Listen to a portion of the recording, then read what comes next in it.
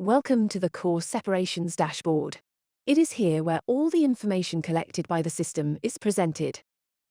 Each dashboard is configured into modules depending on the system and gives the user access to each individual component. This software video explains what each module is for and the information that is available to the user. We start with the Condenser Module, which monitors the temperature and pressure of the carbon dioxide exiting the condenser. If the temperature rises above 50, the system has two emergency it enter control to alert you there is a problem with the incoming carbon dioxide. The values are for indication and cannot be manipulated by the user from the software. The temperature of the carbon dioxide is controlled by the chiller as a standalone unit. Once the carbon dioxide leaves the condenser, it enters an optional flow meter. This optional device measures the incoming flow to the pump in grams per minute, reading both the temperature and the density in kilo per meter cubed. The total mass of fluid delivered is also collected and can be manually reset using the Reset Total Flow button. The measured flow is used to control the pump when set to flow meter control. Within this module, the values are for indication and cannot be manipulated by the user. The pump module facilitates both start and stopping of the pump. The flow is adjustable by typing a value into the set point box below the flow readout panel.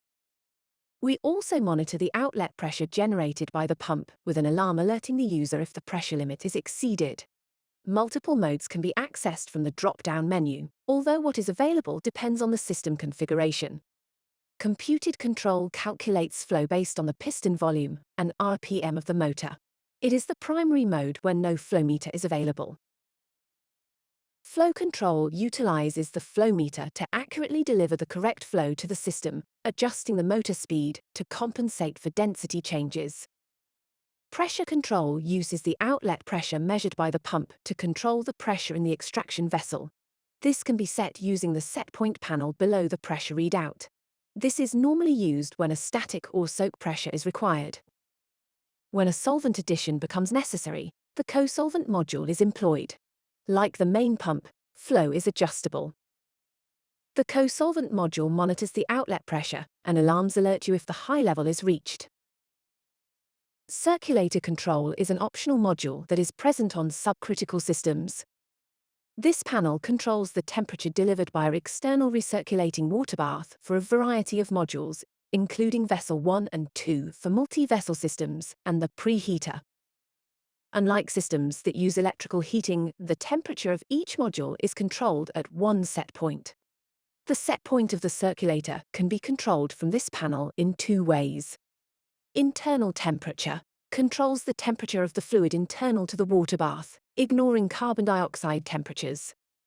Remote thermocouple controls the water bath to achieve the desired temperature of the carbon dioxide leaving the extractor. The thermocouple is located within the gas line.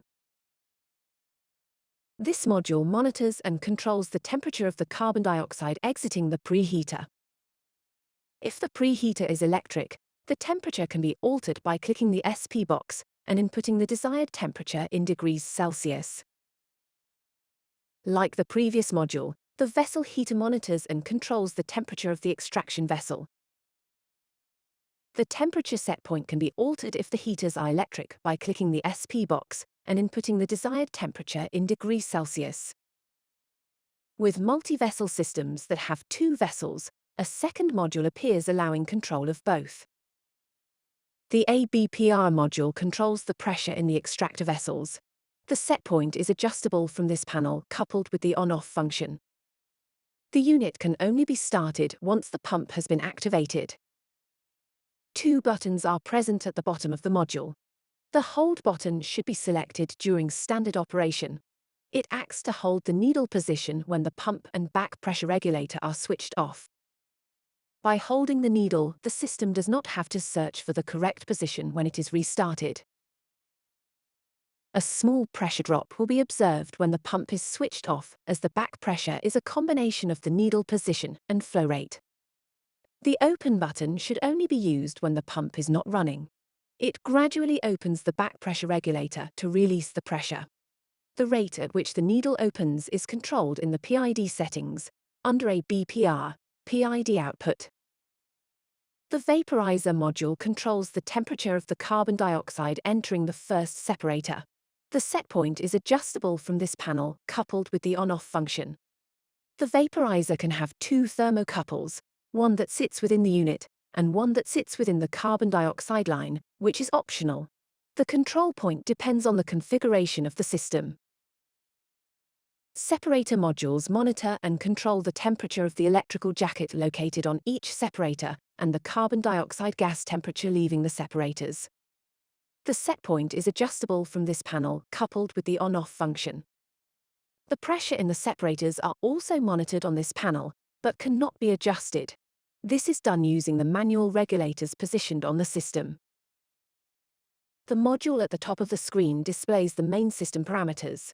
The carbon dioxide flow as measured by the pump is displayed here. The value depends on the mode. In computed mode, the value will read the pump's set point. In flow mode, it will output the actual flow measured by the flow meter. Pressure and temperature is read by the pressure transducer and thermocouple located next to the automatic back pressure regulator. The temperature cannot directly be adjusted. It is the outlet temperature of the gas leaving the extraction vessel. To adjust this, either the preheater or extraction vessel should be altered to achieve the desired gas temperature. The system has two emergency stop buttons, a hardware button located on the system control panel, and a software button located under the main system parameters. Both function to stop the system by terminating the heating and pump. The system will not start if the virtual e-stop is enabled. This graph displays the real-time data from the pump and the back pressure regulator. It plots flow on one axis and on the other pressure. Different data plots are available and can be added on request. The system displays multiple warnings from this section. When it is connected and the PC is communicating with the PLC, the green controller connected icon will appear. The yellow banner is a warning that the current conditions are approaching the maximum limits. No action is taken when this banner is displayed. It is merely to warn the user. A red banner is the result of a limit being reached. This will switch off the pump and heating and will not allow the system to restart until the value is below this threshold. Finally, the PID output gives the user percentage output of the following devices: pump flow control, preheater if electrical, vessel 1 and 2 if electrical, ABPR, vaporizer and separator 1 and 2.